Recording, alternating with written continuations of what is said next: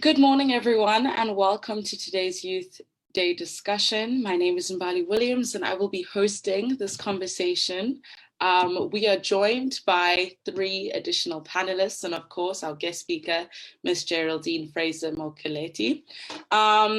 If everyone could please introduce themselves, that would be fantastic. We have Lydian. Good morning, everyone. My name is Lydian Fraser-Moleketi. I'm 19 years old, and I'm coming to you from Cape Town. Thank you, Mbali. Oliver.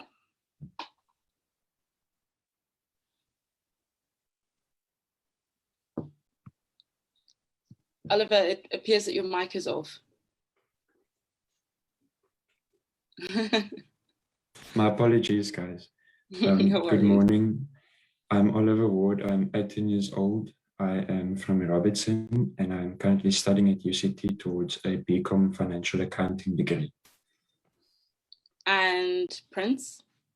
Good morning to all present here today virtually, and a special welcome to Auntie Geraldine. My name is Prince David Bokwe. I'm 20 years old, and I'm studying theatre and performance at the University of Cape Town.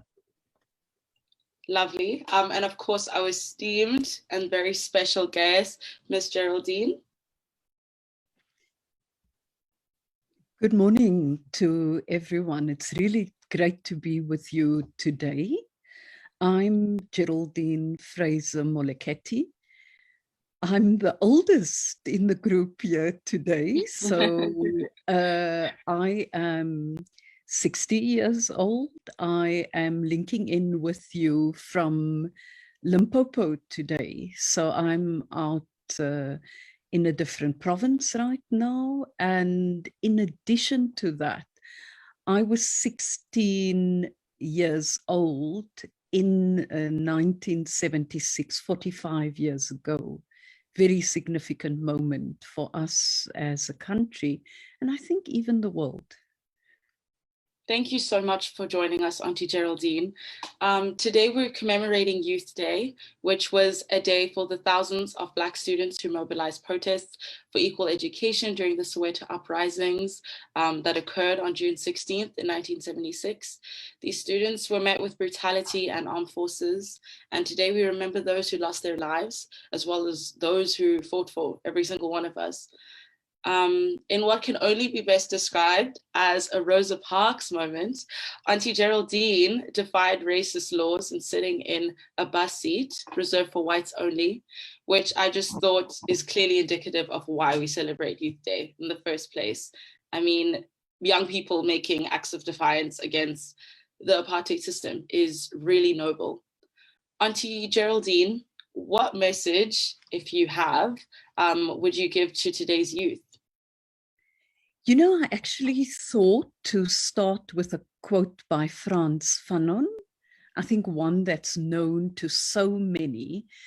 And he says that each generation must, out of relative obscurity, discover its mission, fulfill or betray it. And as today we remember 45 years back, we think of the courage of the June 16 generation, the generation who made a significant contribution towards freedom in our country, made a significant contribution to ensure that the human dignity of each person in South Africa would be recognized. The June 16 generation who stood on the shoulders of earlier giants, who made a contribution to ensure that in 1994, and even the period before that, but I want to refer to 1994, we had a first democratic election, that in 1996 we were able to adopt a constitution of South Africa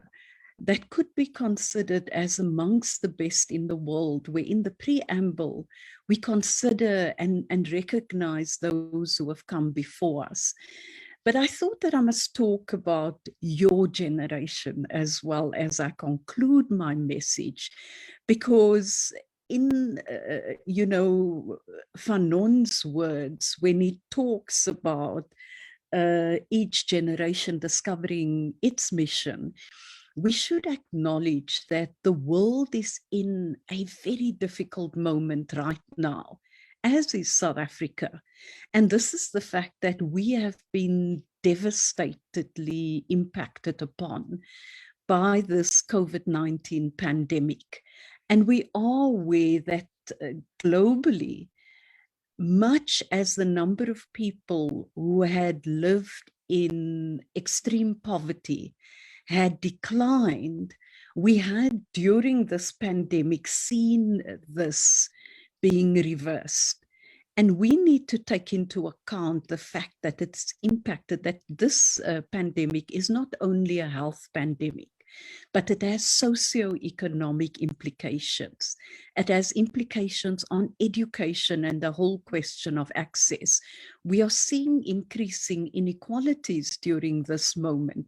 So I think as we talk about the past and recognize our heroes that have come before us, we must look at this generation of youth and say, what are we going to do to make a difference? How are we going to build on that historic moment and bring the change that is so much required? And as President Nelson Mandela has said, nothing is impossible until it's done. And I'd also want to conclude with the words of another president, and that's President Mbeki, who in 2007, when speaking about the 1976 generation, he said, and I quote, "Through their bravery, they asserted their humanity irreversibly and irreversibly pushed back apartheid, and ensured that there was a struggle to build on a better society that spans generations." So the struggle for an equal and just society is not one that's restricted to one generation. It's intergenerational. And you carry the burden to ensure that the beautiful ones who are yet to be born are able to look back and say, the generation of 2021, the generation who lived through the 2020-2021 COVID pandemic, put the following foundation stones in place. Thank you so much for that message. I think it was significantly timely to the context that we're all in and everything that we had to hear, feeling hopeless with this pandemic and thinking about where the world is going. And of course, how you emphasized it is affecting people disproportionately, as well as being a health issue. It's definitely socioeconomic. I know all the panelists watched your interview. I just wanted to throw it to you guys. What were your biggest takeaways from Auntie Geraldine's interview? Was there anything that struck you as fascinating or particularly interesting about her life, her work, her activism? Because here, I mean, is the opportunity. It's not every single day we get to talk with one of our most esteemed struggle heroes and fighters. And it's your opportunity to ask them now, you know? So if there's anything that you guys would like to reach out or say, please, the floor is yours.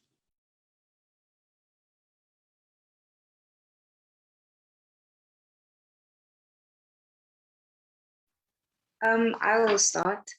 For me, what was really impactful from watching Auntie Geraldine's interview was just, I was in awe, firstly, throughout the entire interview, listening to your story and just the strength that you had when you were our age and what you accomplished is impeccable. It's like I said, it's just I'm in awe of you. And I think we all are just like in awe of what you accomplished and what you were able to accomplish. And your humility as well. And your willingness to strive for human rights is just, it's it's just amazing. I was just in awe throughout the interview. I think those are definitely mutual feelings between all of us. Prince David, is there anything you'd like to add? Thank you. First of all, I would really like to appreciate Auntie Geraldine for her time and efforts to consolidate with us on this inspiring day as the youth. It's an honor to be again on this platform, to have the opportunity to ask questions on the servant leader and to take in what has been said as the incentive, in hopes of, bettering this economy through social and economic transformation. And today we give respect to those forces within the front line that fought for the liberation within South Africa during the apartheid regime. And, on this day that we pay tribute to the courage, the resilience of the youth of 1976, not only that, but the impact we see in today's generation who are determined, focused, and resolute in refining structures within this economy. Today, we commemorate every individual of race that fought for our freedom that we are able to express today on a daily basis. And, that being said, it allows us as the youth to be the vanguard of our democratic revolution. And in the interview of Professor Plykes and Auntie Geraldine, it's to my understanding that she utilized her role as special envoy on gender in the facility of African Development Bank. And my question to you, Auntie Geraldine, is that, would you say that implementing a structural focus on women with regards to ownership to shares in businesses / investment models was a significant bypass to you creating strategic strategies that you would use in hopes of developing a sense of financial inclusion in the African economy?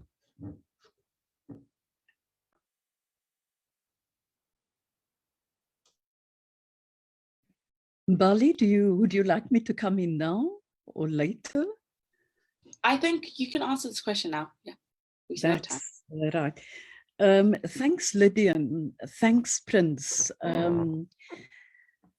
And I'd like to say, I appreciate the issues that you've raised, and I think you must remember that to a large extent, our involvement is not just the involvement of one individual.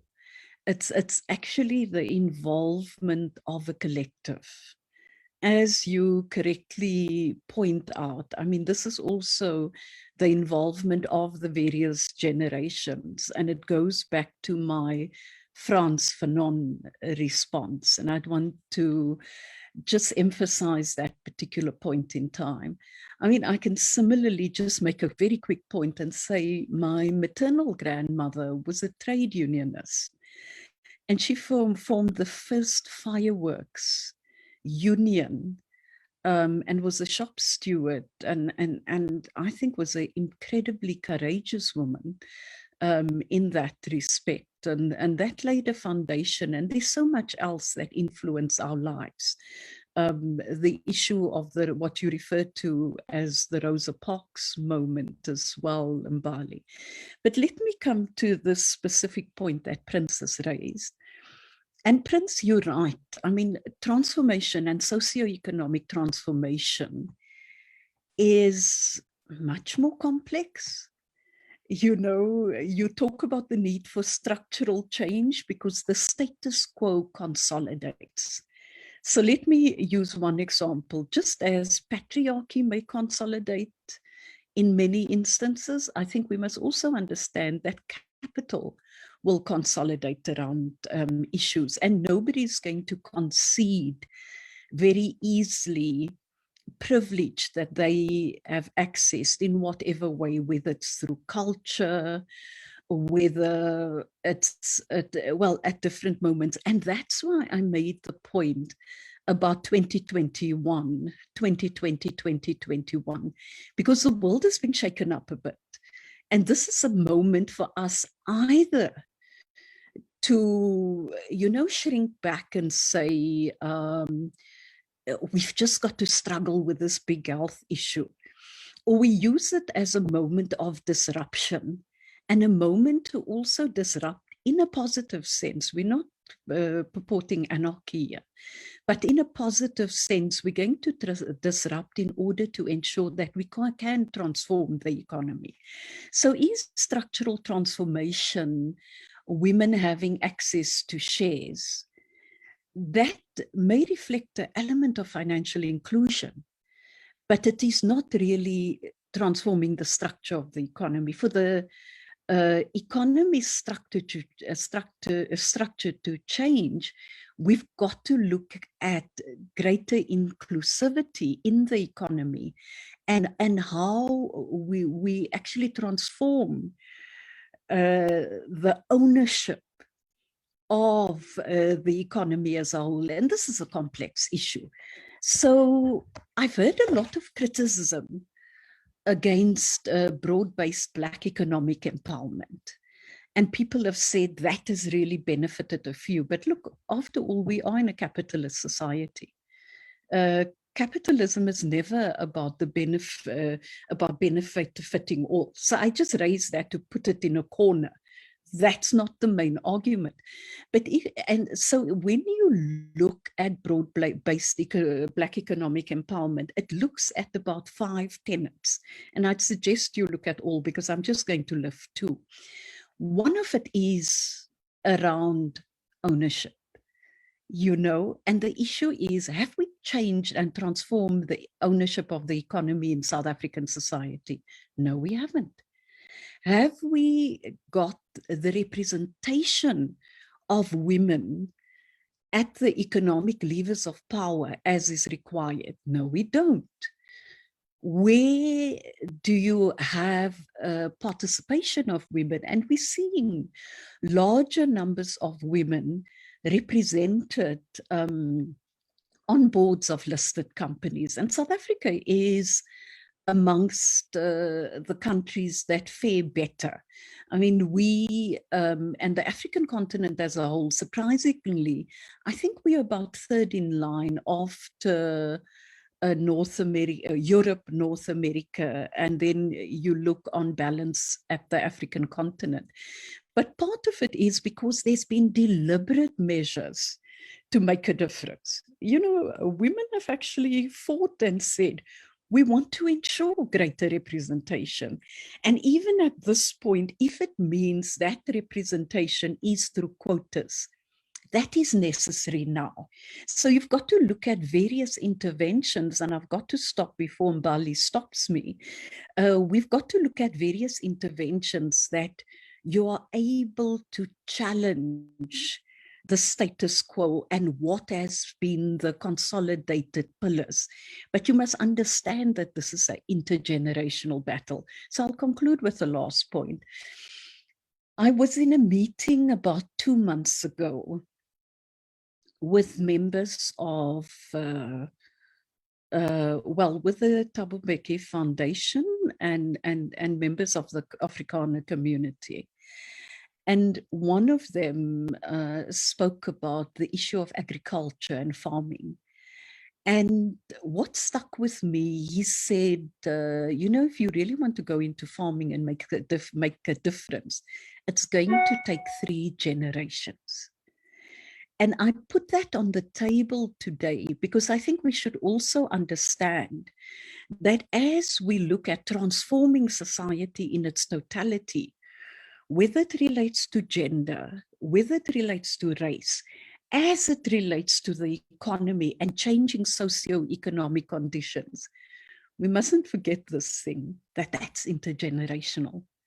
And are we patient enough for the 3 generations where the youth that's going to come out of us and follow us will say, those guys put the right building blocks in place in order that we have this opportunity now. And I think we should also acknowledge there's already opportunity. Over to you. Wow, thank you for that very insightful response. Before we move on, I wanted to ask if Oliver has any contributions. You can react to either the comment that Ms. Geraldine made, or if you would like to still respond to her message, as well as the notes that were made in the interview. Do you have anything that you'd like to add? Yes, I do. Thank you, Mbali. From the interview, I found that Auntie Geraldine is very courageous and determined when she was fighting for the liberation of our country and fight for a free South Africa, free from oppression and discrimination, which I found very inspiring to me. At that young age, I would be extremely scared, and yeah, especially to leave the country, your surroundings, your family. That must have been a tough choice and decision to make. So what I learned from her interview was that she's focused a large part of her life on the social development of South Africa and Africa, and especially on gender equality, the financial inclusion of women, not just in South Africa, but in Africa and other countries. And I think this is an important aspect of our development in Africa, that the women should have more rights and equality. And the lesson that I learned from Geraldine's interview with Professor Daniel Plaatjes was that one should always question events that make you uncomfortable and speak about it, be open about it. Because it's only through a conversation that you can understand one another and each other. And so a question to Auntie Geraldine is, how do you maintain a leadership standard while taking on so many different leadership roles across various times during apartheid, post-apartheid, and now during the 2021-2020 COVID pandemic?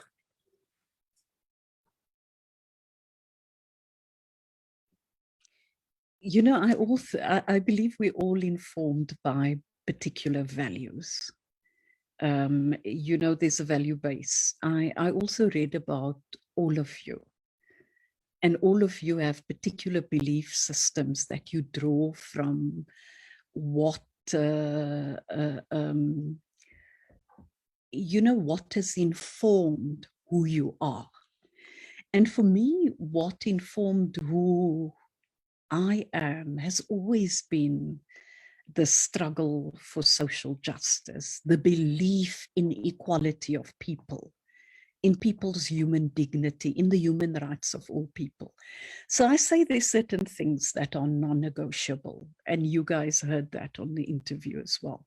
For my kids, equality, human rights, dignity, it's a non-negotiable. You can negotiate about various other things, but on these issues, these are just non-negotiables. This is what forms the basis of who we are.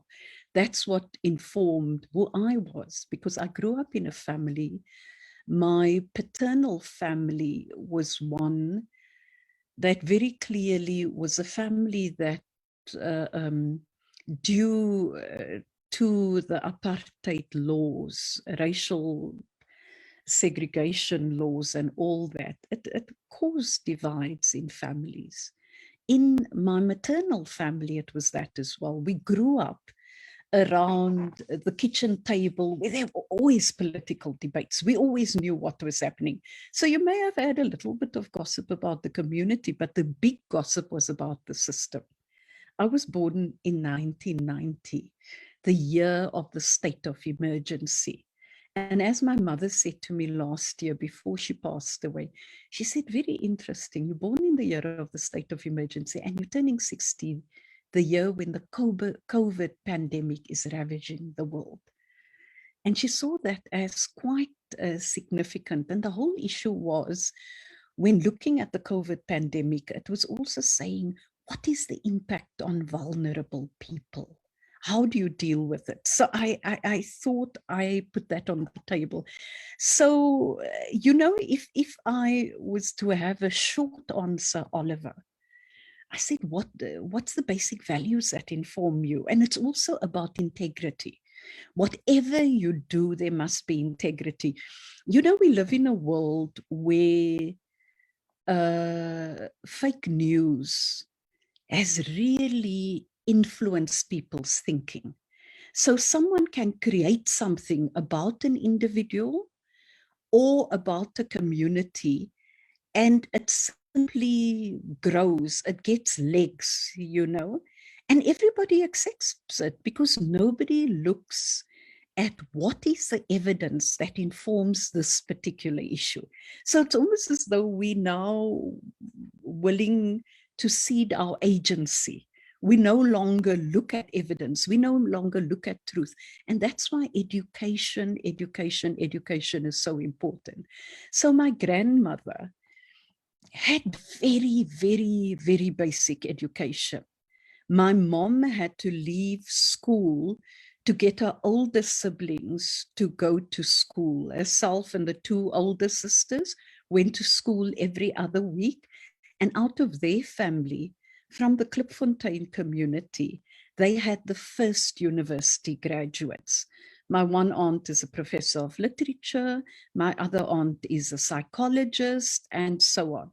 And that was a celebration for my grandmother, who never had the opportunity. My parents, my father was a teacher, my mother was a factory worker. All six became professionals in various areas. And we didn't do it for ourselves only. We did it for those who came before us and for those who do not have the opportunity. So going back to Fanon on the issue of you discovering your mission and not to, you either have to fulfill it or betray it. And the challenge today is, how do you fulfill it? So let me conclude on 2 points you've raised. You've raised the issue of women, especially on the African continent, and that includes South Africa, must have more rights and equality. I will argue that women around the world needs it. There's no society where there's full equality between men and women. And hence I talk about the issue of patriarchy. And patriarchy is universal. And that's why it's important, Oliver, you know, that you and Prince are able to be young men, or should I say people, who don't see yourselves as claiming space because you were born male, but want to contribute to society as equal human beings. And that's what I believe is important. And that's also probably our contribution post 76. So it's a reality across the world that we have that. And this also goes to the issue of a society such as ours that is so affected by gender-based violence, you know, and so on. But we'll come to that differently. And then, you know, on the financial inclusion, being in the African Development Bank, the big endeavor for me was when brought in and given the mission to work with a team and try and ensure that there is inclusion and financial inclusion, my focus was follow the money. What are we going to be able to do that's audacious enough to make a difference? Because it's not just talking about it, it's doing it. So I'll give you one example.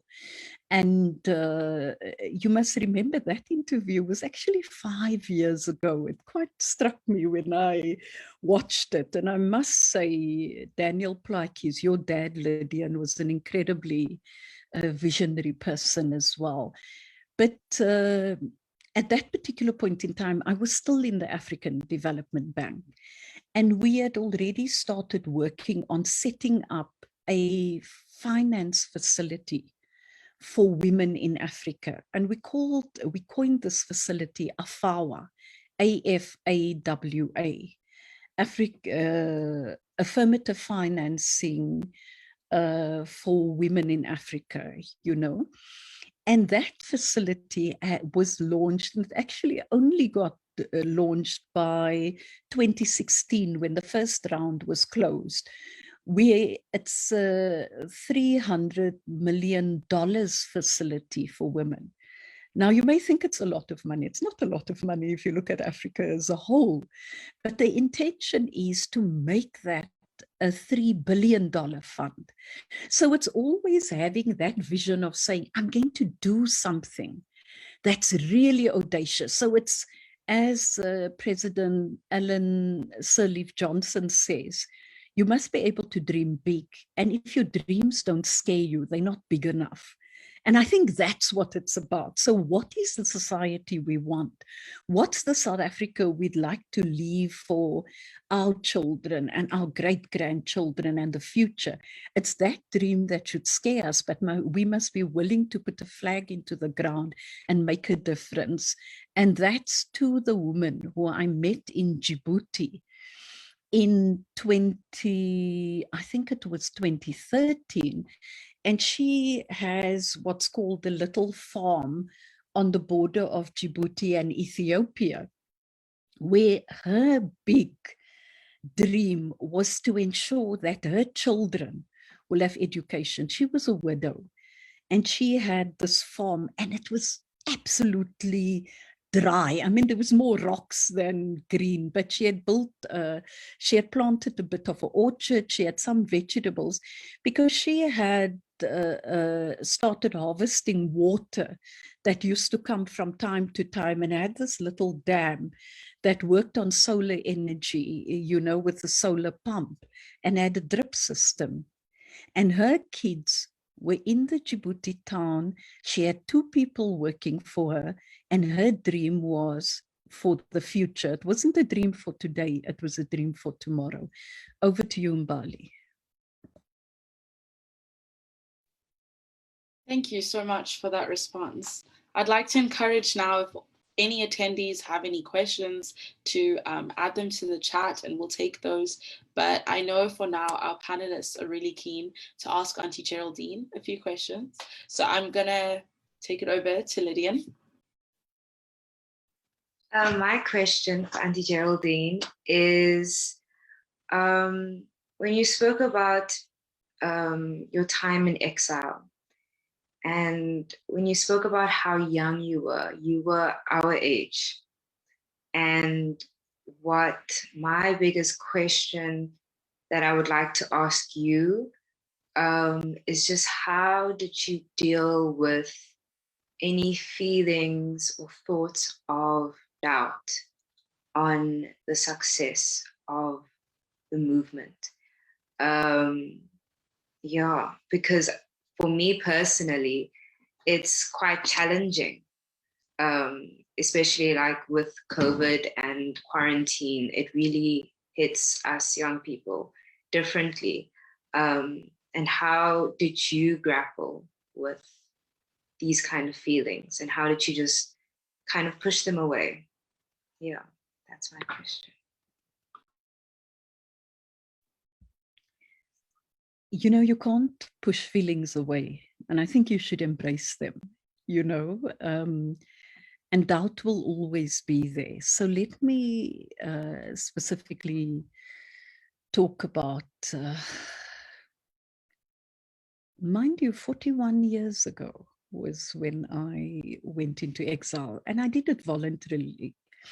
And part of it was because of this great idealism.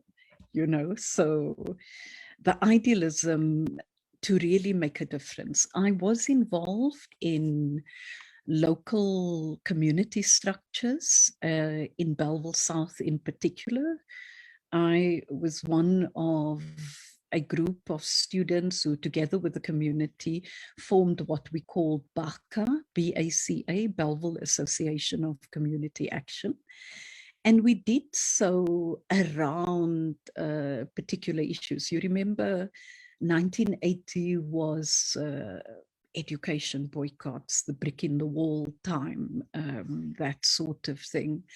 We were also involved in community activity around the meat workers strike and the fatties and Moni strike. And that was with the Food and Canning Workers Union, the likes of Virginia Engel were the people that we interacted with. And I had the opportunity to, in June that year, together with my then high school teacher, my German teacher, Fraser-Moleketi, was incredibly progressive, also made us read broadly. We read Brecht through her and so on. Together with others, we went up to Zimbabwe, and it was just post independence. And there, of course, we were exposed to ZANU and ZAPU, ZIPRA and ZANLA forces, and their independence was quite a bit different from ours. I'm not going to go into that right now. And it was during that trip, and having read quite prolifically at the time about struggles elsewhere in the world, that I thought, you know, in addition to the mass democratic activities that we're involved in, we need to bring a bit of an extra element to it. And hence I thought a time to have appropriate training that will be able to reinforce whatever else was done. I had also been in an internal cell where there was a group of 10 of us from high school, and much as we subscribe to the principles, to the Freedom Charter and all, it wasn't directly connected to the ANC, but it was a standalone unit. So of course, mine was to look at getting those skills. And I can tell you, there were scary moments. And one of the most difficult moments was a year after I'd left, which is 40 years this year. And this was when there was direct, you saw the extrajudicial and extraterritorial activities by the then apartheid regime. We saw that through the massacres that happened in the frontline states, and much, if I can say, closer to home to me, I was living in an ANC residence where in February of 1981, they had placed a bomb under the car that was at our home, the car that was driven by Comrade Joe Kabi, who was assassinated in July of 1981, later assassinated. And I think that just when this car bomb was fortunately discovered before it detonated the charge, and if it detonated the charge, it would have destroyed part of the house. It would have killed not only the driver of the car, but all of us that were in the house. It also pointed to the nature of the regime, the fact that this was a no-holds-barred fight. They had no respect for the human rights of anyone. They didn't have any respect for the fact that this was in another country. It was, as I said, extrajudicial action, you know. And it made me more determined. So it didn't scare me. It actually made me more determined that we've got to ensure that we have a democracy. We believed that it would be a democracy in our lifetime when, at that point, we didn't know at all. But the issue was there was a vision. South Africa belongs to all who live in it. And no government can justly claim authority unless it is based on the will of the people. So it was that vision that drove us, you know. Later that year, on the 31st of July, 1981, was of course when they assassinated Comrade Joe at this very house where they had initially placed the car bomb. And that was most brutal, most devastating. And various leaders of the ANC said to me at that point in time, after that incident, they said to me, don't you want to go and study, you know? And part of it was, I think, the issue of there's been this trauma of this assassination. And it wasn't only me. There was another young man at that time who was there with me when we found Comrade Joe's body. But, you know, at that point, I mean, it was also, again, part of it was passion, but it was also anger that this was done, that this mentor, Joe Klabi, was brutally assassinated, shot 22 times, you know, in his car as he reversed out. And I said, no, not now. And I completed my studies later. I completed my master's much later, and I got it cum laude. And it was not because it was a trade-off between being in Umkhonto we Sizwe versus studying. It's ensuring that we become whole human beings. We have the opportunity. You on this this Zoom session now have the opportunity, and you must do it all. And it's going to be hard. It's going to be difficult, but we will come through. So concluding, Lydian, on your point that it's a difficult time for youth with the COVID pandemic, it's incredibly difficult. It's an alienating time. It makes it difficult for you to forge relationships. It makes it difficult for you to contribute in a normal way as you would out in communities. But remember, you have bandwidth, you have data, and you've got to look at how you reach out creatively, because there are kids who don't have this opportunity in the very towns we are in and across the continent, across the world. And the big question is, and it goes back to Fanon, you've got to discover your mission during this time. And you either fulfill it or you betray it. But there's no turning back. And it's hard work and difficult all the time. And embrace the difficulties.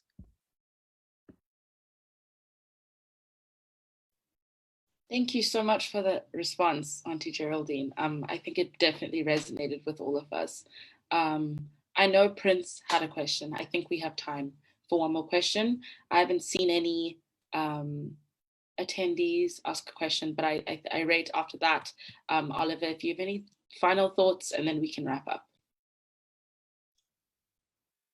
Okay, so during the beginning of the pandemic, I've been contextually working on a business entity called Institute in Aid Capital, where we develop strategies in terms of equity gains and using those gains as liquidity for financial transactions in the construction of eco-friendly infrastructure.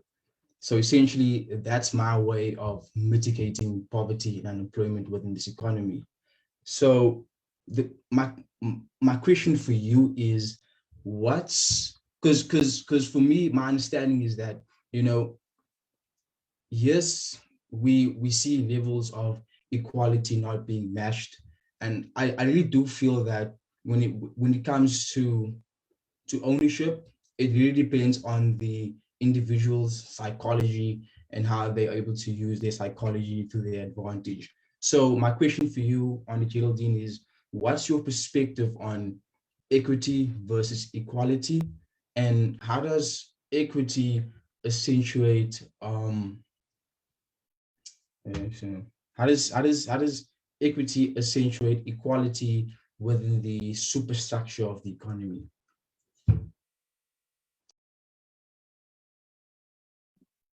You've put your finger on it. So we want equality and we want equity. But when it comes to the issue of capital, the reason you talk about equity, and I'm not going to talk about it in financial terms. I'm going to talk about it more from a political and sociological and a rights perspective. You know, there's a cartoon that I think captures this very well, and I know that you know, we shouldn't go. Cartoons are not isn't evidence necessarily, but satirists sometimes capture it well. So there's 3 people standing looking over a fence, and they're different heights.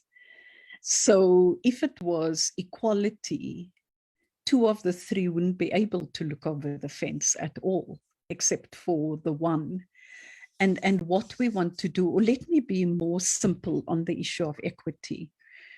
If I look at the background that I come from, daughter of a teacher and a factory worker, and I look at across the fence at the daughter of a brain surgeon and a teacher, and I look on the, so that was on the right fence. I look on the left fence, there's the daughter of an unemployed person who lives in a shack. There is no ways that we can say that there's equal opportunity for each of us. And there is going to be a need for an injection in order to bring us all at the same level to ensure the equality that's being purported. And for that to happen, we also need to put particular measures in place. And this is where you look at affirmative measures. The reality as well, whether we like it or not, is the fact that white people in South Africa had an advantage. They had an advantage from the perspective of education, access to resources, access to property, and everything else. I mean, there's no question. It's not something that's being contested. And you would want, through the initiative that you're putting on the table, and you say you want to ensure that there's liquidity for eco-friendly infrastructure. It depends where you're going to target that infrastructure. And to a large degree, irrespective of where you're going to build that infrastructure, you need cash injections to start somewhere. And as a young person, you also don't have a capital base, I'd assume, similar to someone who has come from, if I can use the term, old money. So you've got to look at what that injection should be. So you would, as a result, say that to take such an initiative forward, it's not only about the psychology of the individuals involved. It's both their will to get involved in it, but it's also their access to finances, their access to opportunities in order to make a difference and to contribute towards infrastructure, eco-friendly infrastructure initiative. And I think one of the big issues is that in cities, we've got to work on this. So, I mean, you look at Cape Town, because all three of you or 4 of you are at UCT, and you look at the disparity in the infrastructure across Cape Town. I mean, the Western Atlantic seaboard and Khayelitsha is like worlds apart. And how are you able to invest in order to ensure that you build that informal economy and you build eco-friendly infrastructure there, as well as on the Western seaboard, where they may be using a lot of the energy from the city and yet blame a different part of it. So I've been talking all over the show, but I think in essence, I'd want to say I agree with you, but equity is important in order to ensure that everyone is able to participate based on their ability to have access to resources and a cash injection that is through affirmative financing that will allow these disparities to be dealt with. So I'm sorry, I've really done a soundbite out of it and not a great. No worries. Oliver, I know that you had a question that you wanted to ask Auntie Geraldine, so over to you. Yes, thank you, Mbali. So today we celebrate the progress of having a voice to the greater society as youth. So I feel that we can use this day to reflect on how far we have come regarding youth development, health, safety and opportunity. And we can use this day to aim at a goal to better our future leaders. And today we see that there's a large pool of information, both beneficial and detrimental to our development. And that is why there's a need for community leaders, inspirational leaders, and youth leaders. So my question is,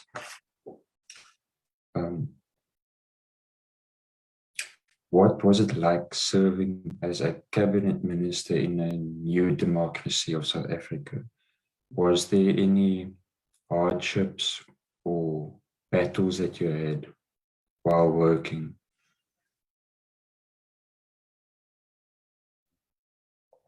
Let me start with the first part, Oliver. And I'd firstly want to say that it's always important for us to build our own timber, if I can use that term. So to your point, I want to agree with it, that it's important to always have community leaders, to have youth leaders, to organically develop leaders, because we can't assume that, you know, if you've had one good set of leaders at a particular point in time, that's automatically the case. It also means that the next generation is the voice, your voice, and I'm impressed by the way in which you guys have come through consistently. You need to work on that voice all the time. You need to ensure that there is, and that you find the opportunities. And look, it's not always going to be given to you. So it's not always going to be about you sitting there and somebody coming and saying, hey, Oliver's a great guy, we're going to anoint him. It's working hard to prove your ilk, you know, to prove that you are the leader that you are, and always for you to work beyond. So I say to women and men, young people I've worked with across the continent and elsewhere, I said, work hard, read hard, study all the time, develop opportunities, get involved in both academic, vocational, as well as business opportunities, financial sector. I mean, the exciting idea of the eco-friendly infrastructure concept. You've got to do it. You've got to pave the way. And nobody's going to give it to you. You've got to claim it. You've got to make that difference. The second point I'd want to make, so what was it like to be in the first Democratic cabinet? So I got into the executive in January 1995, and I turned 35 that year. Now, by all standards, that's considered incredibly young. And it's because President Mandela and the leaders at the time, in their wisdom, thought that they wanted to have a cabinet that was intergenerational and that brought different experiences to bear. And I came in as Deputy Minister for Welfare and Population Development. And in 1996, I became Minister of Welfare and Population Development in Cabinet. So you guys all know the feeling. You walk into a room and you're the youngest person, then everybody may first sort of look at you and sort of wonder, okay, so I wonder what this person has to offer. And the big issue was, we felt so privileged that we were amongst the pioneers, if we can call it that, of that democracy. We carried the yoke, the burden of knowing that the foundation we lay and contribute towards, and we didn't lay it alone. There were teams with us. We always worked in collective. It was never a federation of ministers in cabinet, where you have a minister of finance and minister of welfare and minister of this and that, and each minister does his or her own thing. We were a cabinet collective. We were bound by the cabinet decisions. There was a national plan we worked on. And it was with this understanding that we knew we had to work hard. We had to read everything that crossed our desks. And you had a team that was there. And if you felt that there was a 1,000-page document you couldn't finish, that's why you had an advisor. That's why you had a director general. They had to summarize the key points, but you wanted to make sure that there was nothing that was left out. So it wasn't wise individuals. It was wise teams, but teams that worked from 6 in the morning to midnight and beyond. And it was hard work. I mean, I look back at that time and I say to myself, how did we manage? How did we manage to keep those hours? And I had a family, 3 kids. I have a husband, and I had the parents and everything else. And life must continue. You've got to balance it. So was it tough? Yes, it was tough, but we were honored and privileged to be part of that team. So we couldn't complain about it. We had to look at how we built networks. So as I say to people who've worked in teams with me, and I've had diverse teams from across the world, I said, nobody can have a pity party, and I'm not going to be in a pity party with you. We work hard, and we must work hard to make a difference. Back to you, Mbali. Thank you so much for that fruitful response. Wow. Wow. Like, this has been such an actual prestigious honor. I mean, to be sitting down with you virtually, of course, and picking your brain on democracy and youth. I'd like to ask our panelists if they could each contribute just one last comment before I wrap up. Anything you'd like to thank Auntie Geraldine for, anything you'd like to affirm before we finish. I would just like to say thank you so much, Auntie Geraldine, for this opportunity to speak to you. It's truly been the most incredible hour of my life so far, of my 19 years of life. But yes, thank you so much. You've made my my perspective on being a youth leader much more stronger. Yeah, thank you.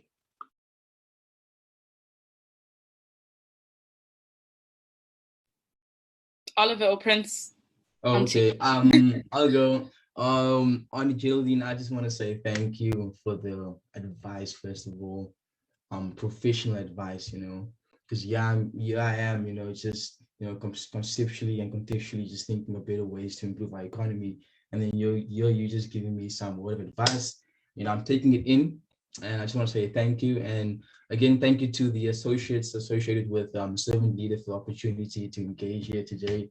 You know, I'm grateful, you know, and yeah, I hope that, you know, the panelists here today, you know, I hope that we strive within all our excellence and everything that of reality, you know. So yeah, thank you.